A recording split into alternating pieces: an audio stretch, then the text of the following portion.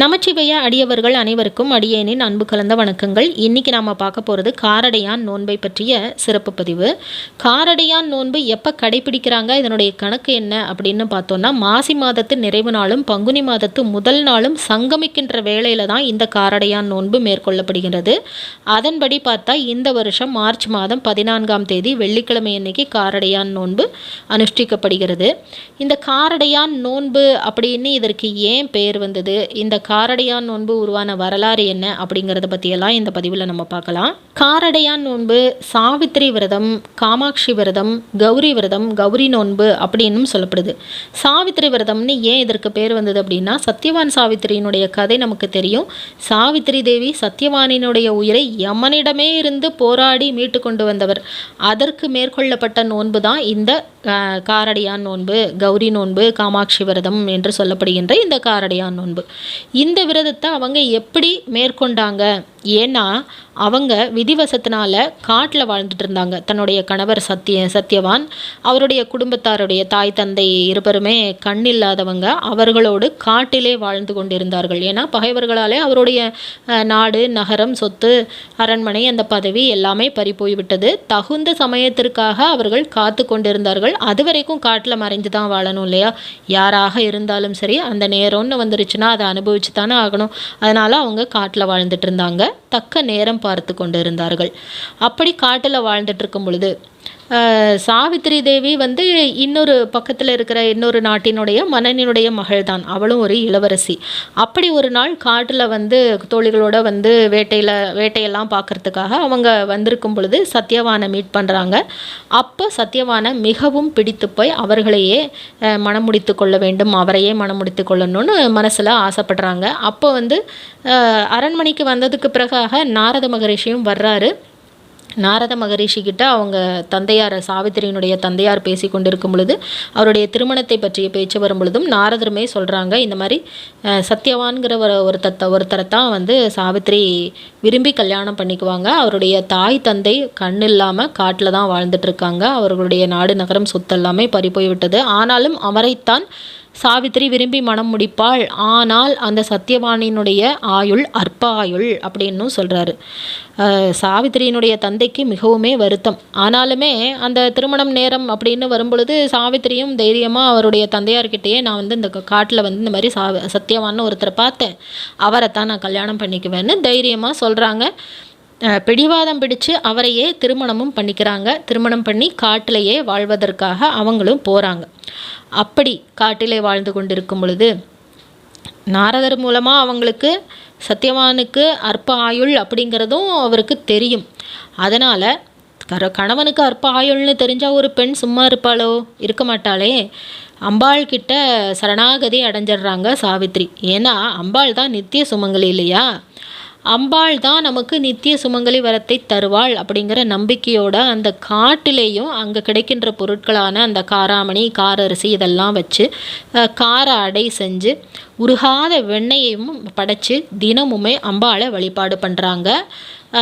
சத்தியவானினுடைய உயிர் பிரிகின்ற நாளும் வந்துவிட்டது. அந்த நாளில் என்ன பண்ணுறாங்க, சாவித்திரி பிடிவாதமாக, இன்றைக்கி நானும் உங்கள் கூட காட்டுக்கு வருவேன். ஏன்னா விறகு வெட்டி தான் பொழைச்சிட்ருக்காங்க. அதனால் சத்தியவான் மட்டும் காட்டுக்குள்ளே போயிட்டு விறகு வெட்டி அந்த மாதிரி வர்றாங்க தினமும். அதனால் அந்த நாளில் சாவித்திரியும் தன் கணவர் கூடயே போவேன்னு அடம்பிடிச்சு போகிறாங்க. மதிய நேரத்தில் உணவு அருந்திட்டு, எனக்கு களைப்பாக இருக்குது, தலைவலிக்கிறா போல் இருக்குது, உன்னோட மடியில் படுத்துக்கிறேன்னு சத்தியவான் கேட்குறாரு. சரின்னு சொல்லிட்டு படுக்க வச்சுக்கிறாங்க. சாவித்திரிக்கு நல்லாவே புரிஞ்சிருச்சு தன்னுடைய கணவனினுடைய உயிர் பிரியும் நேரம் வந்துவிட்டதுன்னு நினச்சிட்டு இருக்கும் பொழுதே யமதர்மராஜா வந்துடுறாரு. தன்னுடைய பாசக்கயிற்றில் சத்தியவானினுடைய உயிரை பறிக்கின்றார். அதை பார்த்துட்டு சும்மா இருப்பாளா சாவித்திரி? என்னுடைய கணவனினுடைய உயிரை எடுத்துக்கொண்டு போகாதே, என்னுடைய கணவனின் உயிரை எனக்கு மீட்டு தாருங்கள் அப்படின்னு வாதாடுறாங்க யமன்கிட்ட. அப்போத்தான் யமன் திரும்பி பார்க்குறார். நம்ம யமதர்மராஜா இந்த சாதாரண பெண்ணினுடைய கண்ணுக்கு நாம் தெரிகிறோமா அப்படின்னு நினச்சிட்டு தான் திரும்பி பார்க்கும் பொழுது நல்லாவே கண்ணுக்கு தெரிகிறாரு.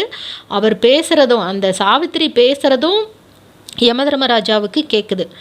அப்போ தான் அவர் ஆச்சரியப்படுறாரு. இவ சாதாரண பெண் இல்லை அப்படின்னு யோசித்து பார்க்கும் பொழுது தான் இவள் அம்பாளை வழிபாடு பண்ணுற, நித்திய சுமங்கலி வரம் வேண்டி அம்பாளை வழிபாடு பண்ணிகிட்ருக்கா அப்படிங்கிறதும் அவருக்கு நல்லாவே புரியுது. அம்மா, இது என்னுடைய கடமை. நான் உன்னுடைய கணவனினுடைய உயிரை பறித்து கொண்டு தான் செல்ல வேண்டும். உன்னோட கணவனோட உயிரை தவிர்த்து நீ எதை வேணும்னாலும் கேளம்மா அப்படின்னு சொல்லிட்டு கணவனோட உயிரை எடுத்துகிட்டு போயிடுறாரு அவர்.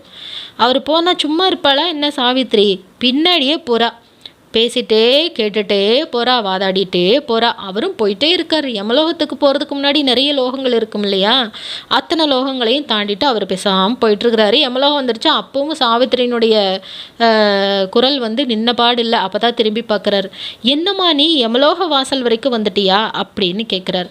அப்பவும் சாவித்திரி, என்னுடைய கணவனினுடைய உயிரை மீட்டு கொண்டு போவதற்காகத்தான் நான் வந்தேன். என்னோட கணவனோட உயிரை கொடுத்துருங்கன்னு கெஞ்சி மன்றாடுகின்றாள் யமதர்மராஜா கிட்ட. அம்மா, நீ யமலோக வாசல் வரைக்கும் வந்திருக்க அப்படின்னா உன்னுடைய பதிவிரதா சக்தி நான் புரிஞ்சுக்கிட்டேன். உன்னுடைய அம்பாள் மேலே நீ வச்சிருக்கிற பக்தி, நீ செலுத்தி கொண்டிருக்கிற பக்தியையும் பார்த்து நான் வியந்து போயிட்டேன். அதனால் நீ ஒரு வரம் கேளுமா, நான் உனக்கு தர்றேன். ஆனால் உன்னோட கணவனோட உயிரை மட்டும் கேட்காத, அது என்னுடைய கடமை அப்படின்னு சொல்கிறாரு. உடனே அப்போ தான் சாவித்திரி தன்னுடைய புத்திசாலித்தனத்தினால என்ன கேட்குறான்னு பாருங்க. என்னுடைய மழலை செல்வங்கள் விளையாடுவதை எங்களுடைய அரண்மனையிலிருந்து என்னுடைய மாமனாரும் மாமியாரும் கண்குளிர பார்த்து மகிழ வேண்டும், அரண்மனையினுடைய உப்பரிகையிலிருந்து பார்த்து மகிழணும் அப்படின்னு வரம் கேட்குறாங்க. இதில் சாவித்திரி என்ன சொல்கிறாங்க? என்னுடைய மழலை செல்வங்கள் விளையாடுவதைன்னு கேட்குறாங்க. மழலை செல்வம் வேணும்னா கணவன் வேணுமே, அதனால் கணவனோட உயிரை வேணும்னு கேட்குறாங்க. ரெண்டாவதாக, மாளிகை அரண்மனையினுடைய உப்பரிகையிலிருந்து என்னுடைய மாமனாரும் மாமியாரும் கண்குளிர பார்க்க வேண்டும்னு சொல்கிறதுலேருந்து அந்த அரண்மனை, நாடு, நகரம், சொத்து, பதவி எல்லாமே திரும்ப வேணும்னு கேட்குறாங்க. மாமனார் மாமியாருடைய கண் பார்வையும் வேணும்னு கேட்டுடுறாங்க. ஒரே வரத்தில் 3 விஷயங்களை உள்ளடக்கி மிக மிக புத்திசாலித்தனமாக சாவித்திரி வரம் கேட்குறாங்க. தந்து விட்டேன் அம்மா அப்படின்னு சொல்லிட்டு அவரும் போகிறார். தந்து விட்டேன்னு சொல்லிட்டு நீங்கள் மறுபடியும் யமலோகத்துக்குள்ளே என்னோட கணவரை உயிரை எடுத்துகிட்டு போகிறீங்களே அப்படின்னு திருப்பி கேட்குறா. ஆமாம்மா அப்படின்னு சொன்னதுக்கப்புறம் தான் அவருக்கு உரைக்கிறது, நாம் இந்த மாதிரி வரதை தந்துட்டேன்னு சொல்லிட்டோமே, அவள் குழந்தை செல்வம் வேணும்னு கேட்டாலே, கணவன் இல்லாமல் எப்படி அவளுக்கு குழந்தை பிறக்கும் அப்படின்னு நினச்சி தான் அதுக்கப்புறமா நீ ரொம்ப மதிநுட்பமாக கேட்டுட்ட. அதுவும் யமலோக வாசல் வரைக்கும் போராடி உன்னுடைய கணவனுடைய உயிரை மீட்டுக்கிட்டு தான் போகணும்னு உன்னுடைய பதிவிரதா சக்தியினால், அம்பாள் மேலே நீ செலுத்துகிற பக்தியினுடைய அந்த ஆற்றலின் காரணமாக நீ எல்லாமே சாதிச்சிட்டமா அப்படின்னு சொல்லிட்டு அவருடைய கணவனினுடைய உயிரை திரும்பவும் கொடுத்து விடுகிறார் யமதர்மராஜா. சந்தோஷமாக கணவனினுடைய உயிரை வாங்கிக்கிட்டு திருப்பி வந்துடுறாங்க. அதற்கு பிறகாக நல்ல சுகபோகமாக அவர்களுடைய அரண்மனையில் ராஜ பதவியும் கிடைச்சிடுது. அவர்களுக்கு கண் பார்வையும் மாமனார் மாமியாருக்கு கிடைச்சிருது. சந்தோஷமாக வாழ்கிறாங்க அப்படிங்கிறது தான் இந்த புராண வரலாறு. இந்த புராண வரலாறின்படி தன்னுடைய கணவன் நீண்ட ஆயுளோடு இருக்கணும், தீர்க்க சுமங்கலி வரம் கிடைக்கணும் அப்படிங்கிறதுக்காக திருமணமான பெண்கள் நோர்க்கின்ற நோன்பு தான் இந்த காரடையான் நோன்பு, சாவித்திரி விரதம், கௌரி நோன்பு, காமாட்சி விரதம் என்று சொல்லப்படுகின்ற இந்த நோன்பு. இந்த நாளில் நாம் இந்த காராமணி, அரிசி இதெல்லாம் சேர்த்து ஒரு அடை போல், நீங்கள் மிளகா போடுறதுனாலும் போட்டுக்கலாம், மிளகா, உப்பு இதெல்லாம் சேர்த்து அடை மாதிரி செஞ்சு நீங்கள் அந்த வெத்தலைப்பாக்கு, பழம், இந்த காரடை, வெல்லமும் சேர்த்து இனிப்படையாகவும் சேர்த்து செஞ்சு இதெல்லாம் வச்சு படைச்சி வழிபாடு பண்ணலாம். மஞ்சள் கயிறும் சேர்த்து படைச்சி வழிபாடு பண்ணணும். இந்த மஞ்சள் கயிறை சேர்த்து படைச்சி வழிபாடு பண்ணுறதுக்கு உகந்த நேரம், ஏன்னா பங்குனி மாதத்து முதல் நாளும் மாசி மாதத்து நிறைவு நாளும் சங்கமிக்கின்ற வேலைன்னு சொல்லியிருந்தோம் இல்லையா. வெள்ளிக்கிழமை காலையில் 6 மணியிலிருந்து 7:30 மணி வரைக்குமே இந்த வழிபாடை நீங்கள் பண்ணலாம்.